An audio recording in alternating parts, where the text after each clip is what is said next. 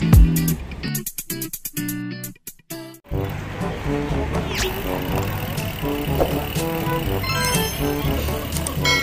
afternoon.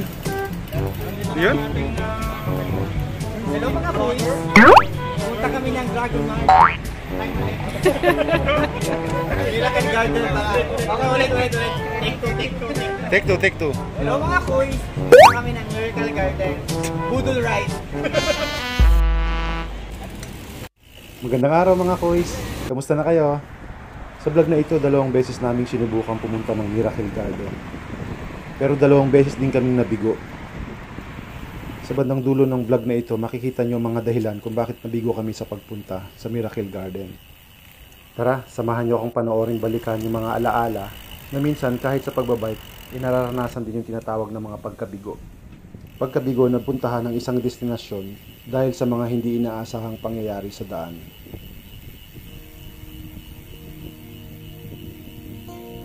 Sa loob ng halos 2 taon kong pagbibisikleta dito sa Dubai, masasabi kong maraming mga masasaya, magaganda at mabubuting bagay ang naidudulot ng pagbibisikleta.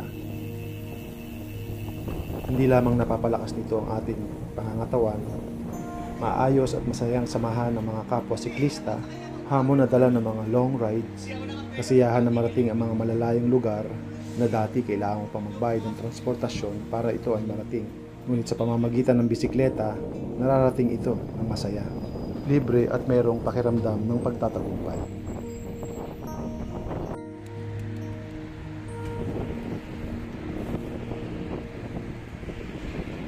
Sa unang attempt namin sa pagpunta ng Miracle Garden, nagkaroon ito ng aberya dahil sa hindi inaasahang pagpalya ng RD ni Christian habang kami ay papunta sa Satwa. Dahil dito, muntik na siyang madulas kaya minabuti naming dumaan sa Satwa Bike Shop. I know you told your friend you're not okay, and tell me what's wrong and why you never said you felt that way. And guess you're trying to stay strong and fake a smile until I look away. But I've known you too long, it hurts to watch your blue eyes fade to gray as you fade away. As you fade away. Yeah, I'm about to fade away, cause every time I wake up I feel like it's Monday. Something's going wrong with all the chemicals up in my brain. All of a sudden I don't look at anything the same way. Got a build up of my thoughts sitting in an ashtray. I'm sorry that I'm so inconvenient, okay. Just let me be me and I'll stay out of your way. I can see the way you look at me, I'm such a disgrace. I never really asked to be brought into this place. You wanna love me? Well then baby I have a taste. All the highs and the lows, no you'll never be the same. I don't really wanna hurt you but I can't control the pain. If you're sticking by my side, maybe we could be okay. Okay, maybe you could be the change I need today. I promise that I've never felt this way. I really hope that you will choose to stay through all the pain. I know you told your friend you're not okay, and tell me what's wrong and why you never said you felt that way. And guess you're trying to stay strong and fake a smile until I look away.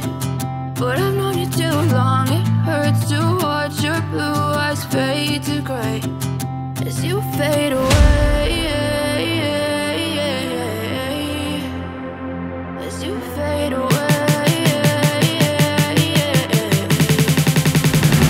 As you fade away.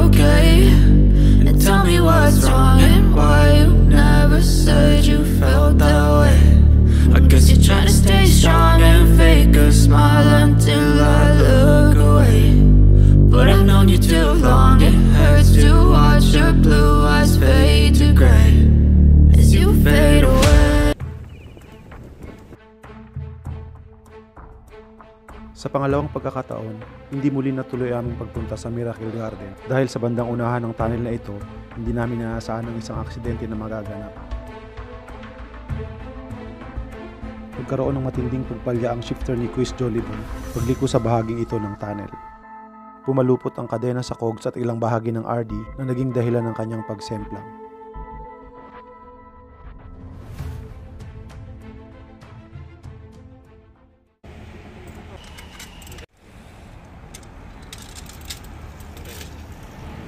Kailan niyo bulong?